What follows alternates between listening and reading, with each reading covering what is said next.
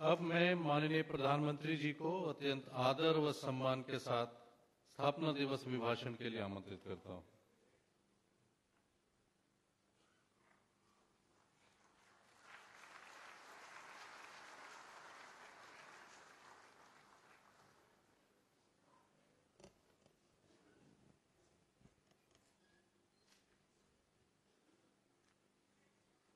मंच पर विराजमान बिहार के राज्यपाल श्रीमान केशरीनाथ जी त्रिपाठी, बिहार राज्य के मुख्यमंत्री श्रीमान नीतीश कुमार जी, केंद्र में मंत्रिपरिषद के मेरे साथी श्रीमान राधा मोहन सिंह जी, डॉक्टर संजीव कुमार बालियान, श्री मोहन भाई कुंडारिया, सचिव श्री, उपस्थित कृषि क्षेत्र के सभी वैज्ञानिक,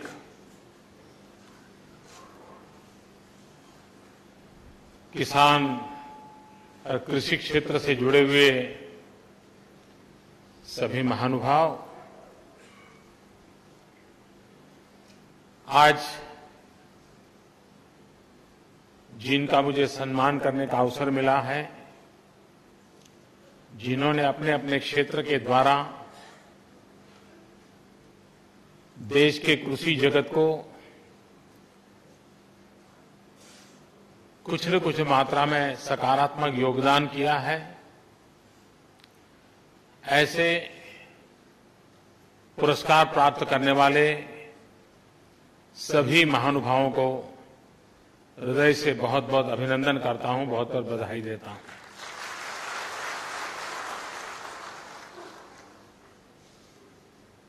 ये समारोह हर वर्ष होता है और बड़े लंबे अरसे से होता है, लेकिन दिल्ली में ही होता है। तो पिछली बार जब मैं गया था पहली बार, तो मैंने कहा था भाई हम जरा दिल्ली से बाहर निकले,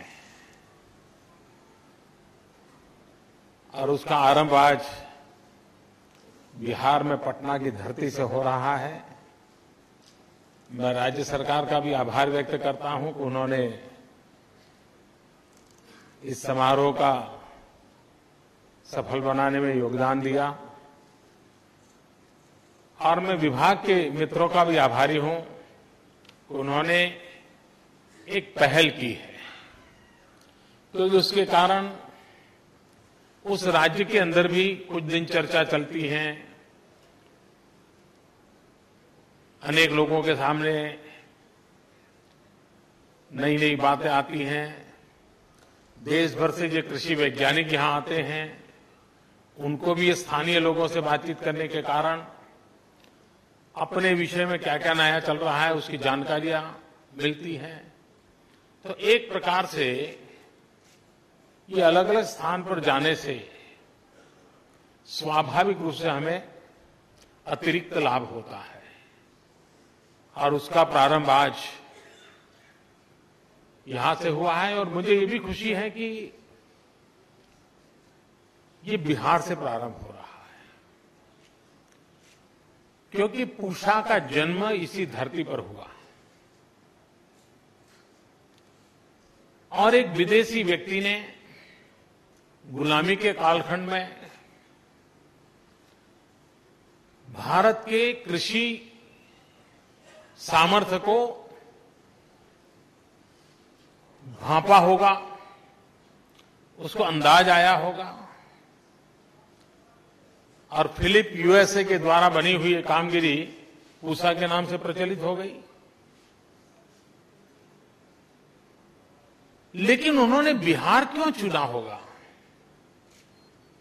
कोई अचानक तो हुआ नहीं होगा।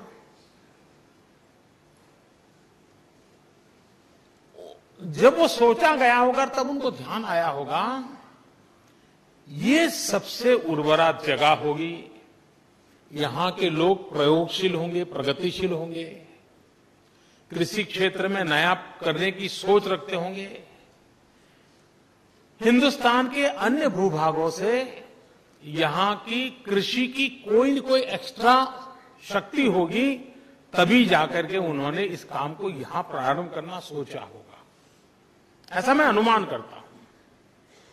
अब करीब करीब 100 साल होने जा रहे हैं, इसलिए मैं पूरे रिकॉर्ड न देखूं तब तक तो मैं कह नहीं सकता हूं क्या है, लेकिन मैं अनुमान करता हूं। इसका मतलब यह हुआ कि ये भूभाग और यहां के नागरिक दोनों में कृषि क्षेत्र में नई सिद्धियां प्राप्त कराने का सामर्थ्य पड़ा हुआ है।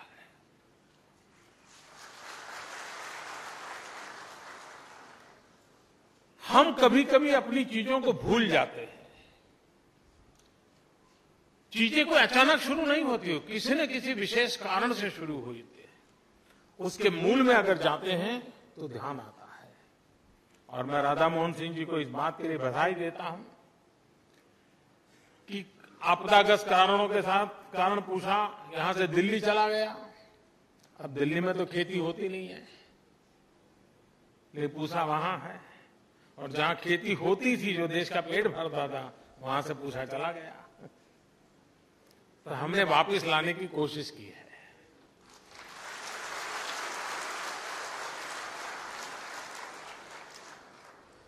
और मुझे विश्वास है कि भले 90 साल पहले किसी को ये विचार आया होगा, उसमें जरूर कोई न कोई दम होगा, कोई ताकत होगी। मुझे फिर से एक बार उसको तराशना है, देखना। और देश के वैज्ञानिक मेरी इस बात से सहमत होंगे कि हम इन नए क्षेत्रों में पदार्पण कैसे करें। कुछ बातें आप लोगों ने आज अच्छी शुरुआत कर रहे हैं। मैं नहीं जानता हूं हमारे वैज्ञानिक मित्रों को कितना पसंद आया होगा या कितनी सुविधा होगी, क्योंकि वैज्ञानिक अपने काम में इतना खोया हुआ होता है, करीब जिंदगी का महत्वपूर्ण समय उसका लैब में ही चला जाता है।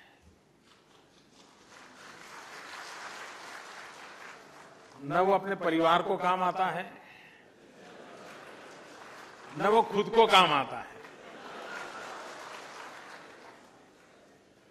वो उसमें डूब जाता है, पागल की तरह लगा रहता है। और तभी जाकर के आने वाली पीढ़ियों का भला होता है। एक जब अपने सपनों को खपा देता है, तब औरों के सपने बन पाते हैं।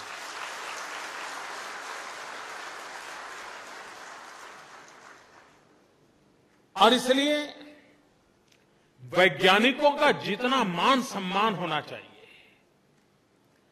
वैज्ञानिकों की योगदान की जितनी सराहना होनी चाहिए,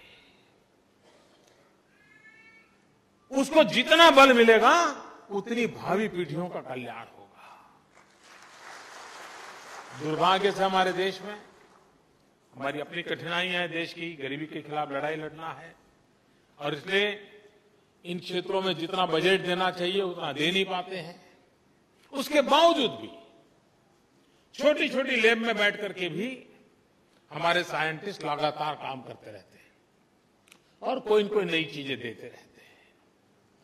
लेकिन एक और कदम की ओर जाने का मैंने पिछली बार बात कही थी, आपने उसको योजना के रूप में रखा, land to lab, lab to land.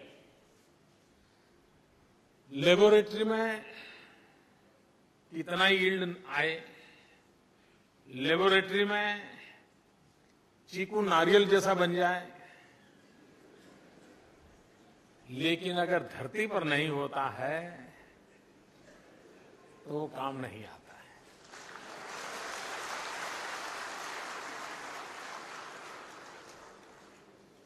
इसलिए हमारी सच्ची कसौटी ये है कि ये जो हम सफलता पाई है लैब में, उसको हमें धरती पर भी कसना चाहिए और किसानों के द्वारा कसना चाहिए। एक प्रकार से एक साइंटिस्ट का फेलो ट्रैवलर हमारा किसान बनना चाहिए। Extension of the mind of the scientist should be a farmer. ये हमें व्यवस्था खड़ी करनी चाहिए और इसलिए इस योजना के तहत देश के जितने एग्रीकल्चर साइंटिस्ट हैं उनकी टोली बना करके उनको एक एक ब्लॉक गोद लेने की योजना है। उसकी लैब कहीं पर भी होगी, लेकिन उसको लगेगा भाई मैं जो रिसर्च कर रहा हूं उस इलाके के किसानों में उस प्रकार की रुचि है, तो वो वहां उनके साथ जुड़ेगा, प्रोग्रेसिव फार्मर के साथ जुड़ेगा, किसानों के साथ जुड़ेगा, और उसने जो ज्ञान की संपदा है वो जमीन पर किसानों के माध्यम से, क्योंकि जब तक, और किसान का एक स्वभाव है उसको भाषण काम नहीं आते, वो तो जब तक अपनी आंख से देखता नहीं है तो किसी चीज को मानता नहीं है। और एक बार उसने अपनी आंख से देखा तो वो फिर अपना रिस्क लेने के लिए तैयार हो जाता है, वो संकट उठाने के लिए तैयार हो जाता है। और इसलिए आवश्यकता होती है कि हमने हमारी हर लैब को, हर फार्म को लैब में कैसे कन्वर्ट करना, हर किसान को साइंटिस्ट के रूप में कैसे कन्वर्ट करना, और उस यात्रा को मैं जानता हूं आप जिस साधना को कर रहे हैं, जिस तपस्या को कर रहे हैं, वहां से बाहर जाना थोड़ा कठिन है, लेकिन जिस दिन आप जाओगे, कोई साइंटिस्ट अच्छे से अच्छी दवाई की खोज करे और परिवार को भी पता नहीं होता है कि इसने क्या काम किया है, उनको लगता है यार रात देर से आते हैं, अब खाना खाएंगे सो जाएंगे। लेकिन जब पता चलता है कि फलाने व्यक्ति जिंदगी से जूझ रहा था और उसकी दवाई काम आ गई, उसकी जिंदगी बच गई, और जब पता चलता है कि इस दवाई से आने वाले दिनों में ऐसे लाखों लोगों की जिंदगी बचने वाली है, तो वो परिवार भी सीना तान करके गया है, हमारे लोगों ने किया है, मेरे पति ने किया है, मेरे भाई ने किया है। कब होता है? जब बाहर कुछ उसका अचीवमेंट दिखता है। आपको भी अपने लैब में किया हुआ संतोष जब तक खेत में नहीं दिखता और किसान के हाथ में नहीं दिखता है, आपको संतोष नहीं हो सकता है, और वो व्यवस्था करने की दिशा में हम काम कर रहे हैं। भारत ने फर्स्ट ग्रीन रिवॉल्यूशन किया, उसका फायदा हमें मिला है, लेकिन अब देश सेकंड ग्रीन रिवॉल्यूशन के लिए ज्यादा इंतजार नहीं कर सकता। हम वैसे भी लेट हो चुके हैं। सेकंड ग्रीन रिवॉल्यूशन के लिए हमें अपने आप को सज्ज करना होगा। किस क्षेत्र में जाना है, कैसे जाना है। फर्स्ट ग्रीन रिवॉल्यूशन की पहली आवश्यकता थी कि देश को अन्न बाहर से लाना न पड़े, देश का पेट भरे। सेकंड ग्रीन रिवॉल्यूशन का इतना मकसद नहीं हो सकता, उसका मकसद कुछ और भी हो सकता है। क्यों न हमारे देश के एग्रो इकोनॉमिस्ट, हमारे देश के एग्रो टेक्नीशियन, हमारे देश के एग्रो साइंटिस्ट, फूड सिक्योरिटी से जुड़े हुए साइंटिस्ट, ये सब मिल करके वर्कशॉप करें, हर लेवल पे वर्कशॉप करें और डिजाइन वर्कआउट करें कि हाँ, सेकंड ग्रीन रिवॉल्यूशन का मॉडल क्या हो, प्रायोरिटीज क्या हो, हमने किन चीजों के उत्पादन पर जाना चाहिए, उत्पादकता बढ़ानी है तो किस चीजों की बढ़नी चाहिए।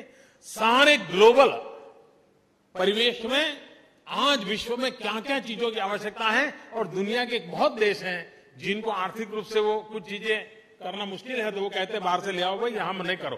तो ऐसे कितने देश हैं जिनको ढूंढे और हम वहां से भेजेंगे। हमें एक विस्तृत सोच के साथ हमारे सेकंड ग्रीन रिवॉल्यूशन को इस रूप में तैयार करना चाहिए। हमारी आर्किटेक्चर कॉलेज बहुत कुछ पढ़ाती है। बिल्डिंग के लिए तो काफी कुछ होता है, रोड कैसे बने उस पर भी होता है। मैं मानता हूं कभी एग्रो साइंटिस्टों ने, प्रोग्रेसिव फार्मर्स ने, गवर्नमेंट ने आर्किटेक्चर कॉलेज के साथ बैठ करके उनका भी सिलेबस बनाने की आवश्यकता है कि हमारे एग्रीकल्चर इंफ्रास्ट्रक्चर का आर्किटेक्चर क्या हो। हमारी कैनाल बनती हो तो कैसी आधुनिक कैनाल बने, किस मटेरियल से बने।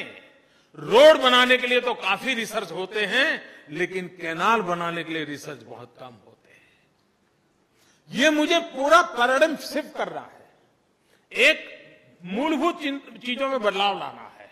और इसलिए हमारे जो आर्किटेक्चर कॉलेजेस हैं उनका भी जिम्मा बनता है कि एग्रो रिलेटेड हमारे इंफ्रास्ट्रक्चर कैसे हो। पुराने जमाने में घर में हमारे गांव के अंदर किसान परिवारों में मिट्टी की बड़ी बड़ी कोठियां तैयार होती थी और उसमें क्या मटेरियल डालना उसकी बड़ी विशेषता रहती थी। स्पेसिफिक प्रकार का मटेरियल डाल करके वो कोठी बनाई जाती थी और उस कोठी में अन्न भरा जाता था। वो सालों तक खराब नहीं होता था और निकालने की टेक्निक भी ऐसी होती थी, ऊपर से नहीं निकालते थे, नीचे से निकालते थे ताकि पुराना माल पहले निकलता था, नया माल ऊपर आता जाता था।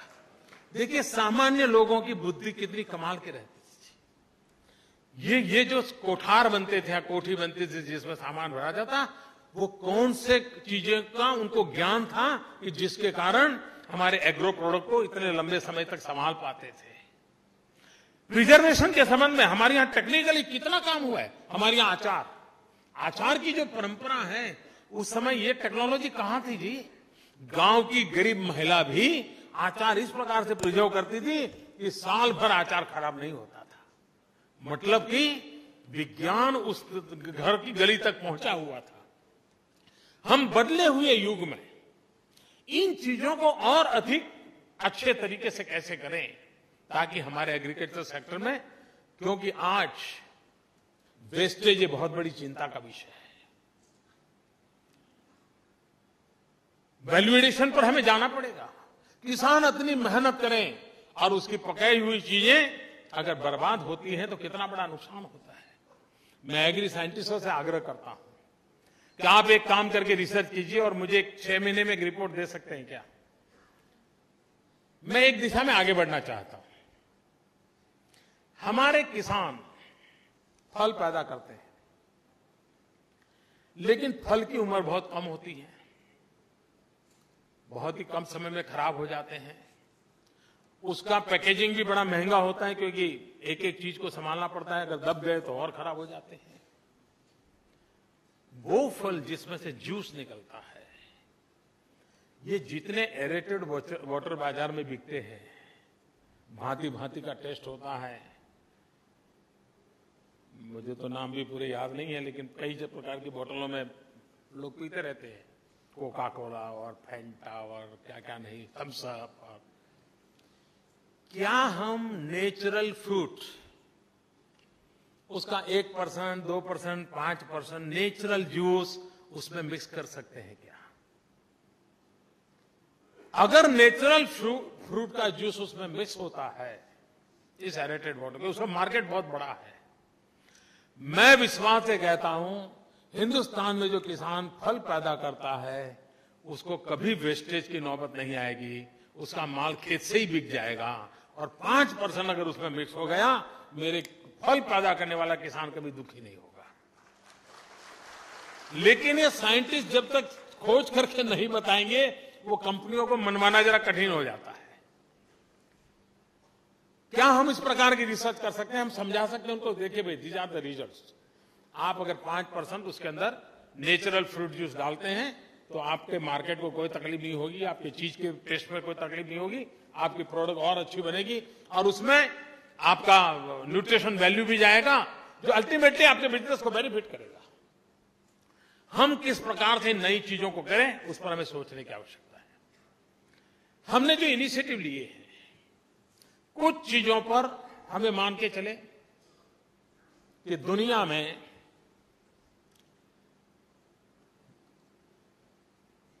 बहुत बड़ी मात्रा में उत्पादकता पर बल दिया जाता है। हमें भी जमीन कम होती जा रही है, परिवार विस्तृत होते जा रहे हैं, एक एक परिवार में जमीन के टुकड़े बढ़ते चले जा रहे हैं। हमें पर एकड़ उत्पादकता कैसे बढ़े, उस पर बल दिए बिना हमारा किसान सुखी नहीं हो सकता है। हमने वो देना पड़ेगा। पिछली बार मैंने मेरी एक मन की बात में कहा था किसानों से कि देश को पल्सेस और ऑयल सीड्स की बड़ी आवश्यकता है, तिलहन और दलहन। देखिए, मैं इस देश के किसानों को जितना नमन करूं उतना कम है। उस बात को उन्होंने माना और इस बार अभी तक जो खबर आई है कि रिकॉर्ड ब्रेक शोइंग दलहन और तिलहन का हमारे किसानों ने किया है। वरना वो क्रॉप चेंज करने को तैयार नहीं था, लेकिन उसने माना कि भाई देश को जरूरत है, चलिए हम बाकी छोड़ देते हैं, इस बार दलहन और तिलहन में चले जाते हैं, और बहुत बड़ी मात्रा में, शायद मुझे लगता है 1.5 गुना हो जाएगा, 2 गुना। अब ये मैं समझता हूं कि अपने आप में, और भारत को इंपोर्ट करना पड़ता है। हमारे एग्रीकल्चर साइंटिस्टों ने और प्रोग्रेसिव फार्मर्स ने और गवर्नमेंट एक बैठ करके तय करना चाहिए, भारत जगह कृषि प्रधान देश है, हम तय करें कि एग्रीकल्चर सेक्टर की कितनी चीजें अभी भी हम इंपोर्ट करते हैं, और हम तय करें कि फलाने वर्ष के बाद हमें एग्रीकल्चर सेक्टर में कम से कम कुछ भी इंपोर्ट नहीं करना पड़ेगा, हम स्वयं आत्मनिर्भर बनेंगे। हमारे किसान को एक काम के लिए हम टारगेटेड काम करना पड़ेगा जी, तब जाकर के हमारे किसान को आर्थिक रूप से लाभ होगा। अगर वो नहीं करेंगे तो लाभ नहीं होगा। आज भी अगर कृषि प्रधान देश को 5 स्टार होटलों में कुछ सब्जियां विदेश से मंगवानी पड़ती है, हमारा किसान भी तो तैयार कर सकता है, उसको जरा ज्ञान मिल जाए, पद्धति मिल जाए, वो कर सकता है। देश की आवश्यकताओं की पूर्ति करने की क्षमता किसान में है। आवश्यकता है कि ज्ञान का भंडार और किसान का सामर्थ्य, इसको जोड़ना, और उसको जोड़ने की दिशा में हमने प्रयास करना है। कुछ चीजें बड़ी सरल हैं जिसको हम कर सकते हैं और करना चाहिए। कभी कभार हमारे किसान को जीवन में, ज्यादातर हमारे यहाँ कोई उतना इरिगेशन नेटवर्क तो है नहीं, ज्यादातर हमारा किसान परमात्मा पर की कृपा पर निर्भर है। बारिश हुई तो अच्छी बात है, नहीं हुई तो मुसीबत है। उसकी एक्स्ट्रा इनकम के जो रास्ते हैं, उसमें पशुपालन हो, पोल्ट्री फार्म हो, मत्स्य उद्योग हो, ये थोड़ा बहुत प्रचलित है। लेकिन हमारा एक बात पर ध्यान नहीं गया है, और वो है शहद पर, हनी बी। ग्लोबली बहुत बड़ा मार्केट है, और कम से कम मेहनत वाला काम है, और उसमें बिगड़ने का कोई चांस कम है, और उत्पादन भी बिगड़ने का। अगर एक बार शहद बोतल में भर दिया तो 2, 5, 10 साल तक उसको कुछ नहीं होता है। आज देश में मुझे बताया गया शायद 5 लाख किसान शहद की एक्टिविटी से जुड़े हैं। ये हम टारगेट करके 5 करोड़ पर पहुंचा सकते हैं 1 साल, 2 साल, 3 साल में। उसकी इनकम कितनी बढ़ेगी आप कल्पना। और दुनिया में मार्केट है, ऐसा नहीं कि मार्केट नहीं है। हमारे किसान को हम इस प्रकार से नई नई चीजों के साथ कैसे, और उसके खेत में वैसे ही होने वाला है। और कभी कभार,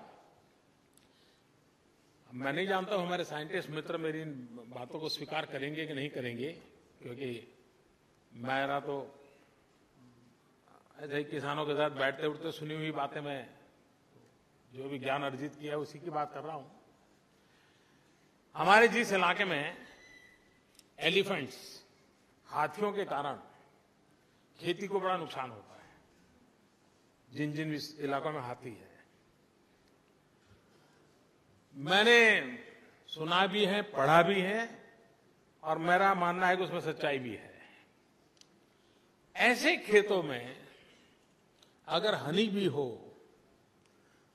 तो हनी बी की आवाज से हाथी भाग जाता है,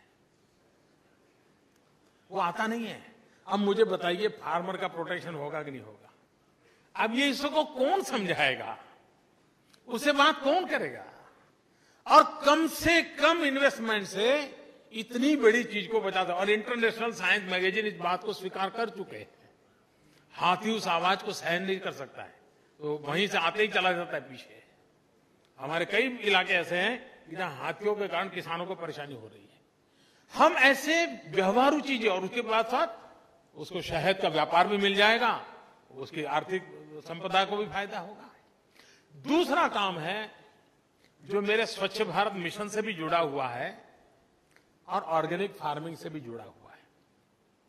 हमें मान के चलिए कि दुनिया में ऑर्गेनिक चीजों का एक बहुत बड़ा बाजार खुल गया है। होलिस्टिक हेल्थ केयर, ये बाय एंड लार्ज समाज का स्वभाव बना है।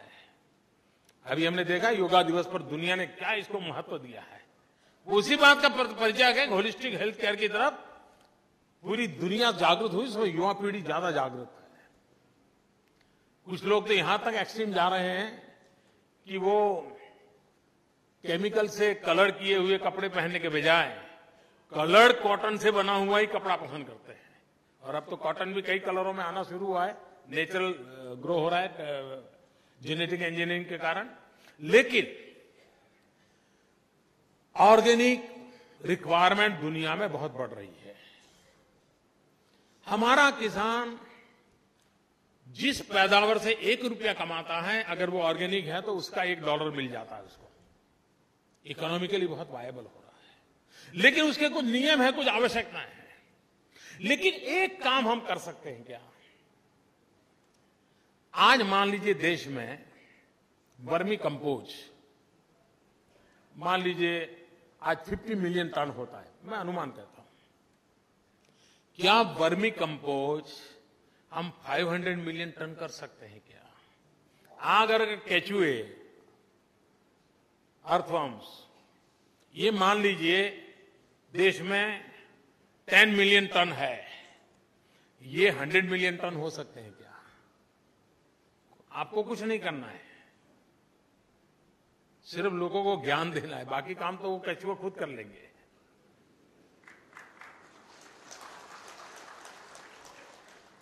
और कोई भी छोटे नगर के बगल में ये काम चलता है, उस शहर का आधा कूड़ा कचरा वही साफ कर देंगे। स्वच्छता का काम भी चल जाएगा, कंपोस्ट फर्टिलाइजर भी तैयार हो जाएगा, और जो केचुए का काम करते हैं उनके केचुए भी बिकते हैं, बहुत बड़ी मात्रा में केचुए बिकते हैं। एक ऐसा क्षेत्र है कि जो ऑर्गेनिक फार्मिंग को बढ़ावा दे सकता है, हमारा कूड़ा कचरा साफ हो सकता है, हमारा केमिकल फर्टिलाइजर की वपराश रिक्वायरमेंट कम होती है, किसान की खेती सस्ती हो सकती है। इन चीजों को साथ लेकर के हम सब वैज्ञानिक जगत के लोग, क्योंकि ये बात आपके लेवल पे आएगी तो गले उतरेगी और उसको स्वीकार करेगा। आप प्रयोग करके कहीं लगाओगे, वो करे। कुछ लोग कर रहे हैं। स्वच्छता अभियान का सबसे बड़ा दूत केचुआ बन सकता है और हमारा बहुत बड़ा काम वो कर सकता है, और उससे ऑर्गेनिक फार्मिंग को एक बहुत बड़ा बढ़ावा मिल सकता है। हमारी जमीन बर्बाद हो रही है, केमिकल के कारण हमारी जमीन पर उसकी उर्वरा ताकत कम होती रही है, उसकी हमने चिंता करने की आवश्यकता है। ये काम हो सकता है सहज रूप से। ये चीजें प्राकृतिक व्यवस्थाओं का उपयोग करते हुए की जा सकती हैं।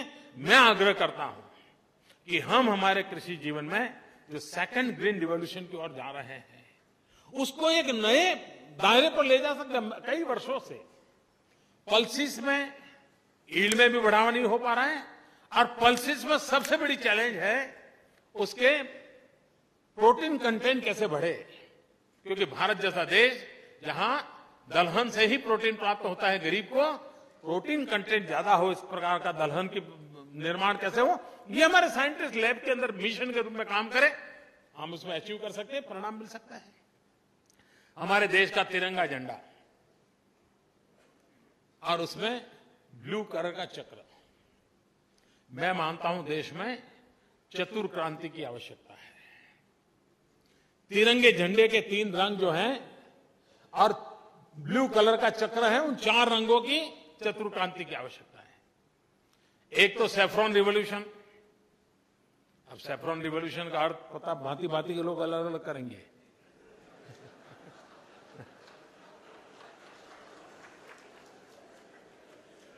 ऊर्जा का रंग है सैफ्रॉन, और कहने का मेरा तात्पर्य है ऊर्जा क्रांति।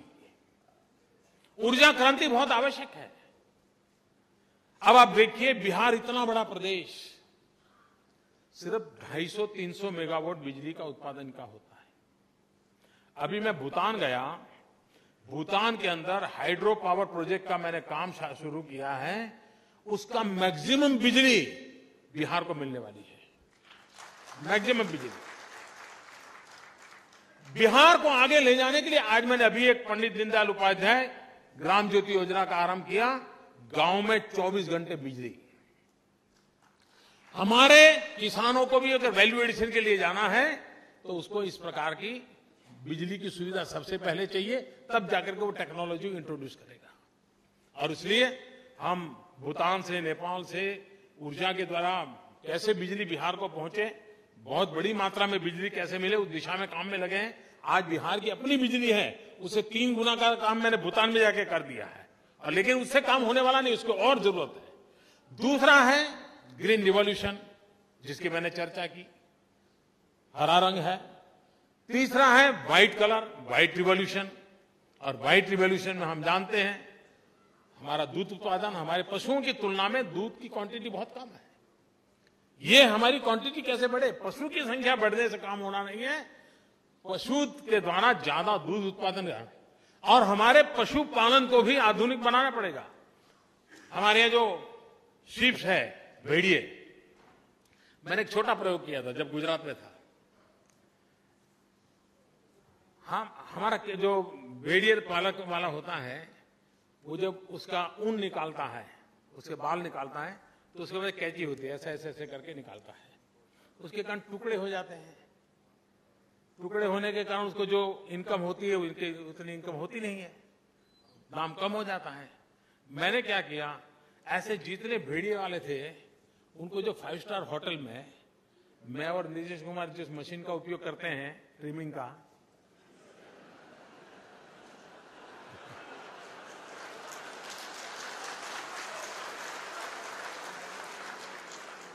मैंने सब ये जो भेड़िया पालक है उनको मशीन दिया और बैटरी वाला दिया।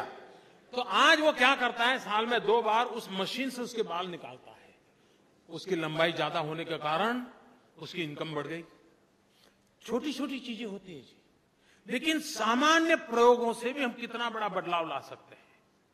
हमें हैरान है जी, हमारा देश इतनी सारी, हम आज भी, मैं नहीं मानता हूं कि हमारे यहां पशुओं के हॉस्पिटलों में डेंटिस्ट की व्यवस्था नहीं होगी पशु के लिए।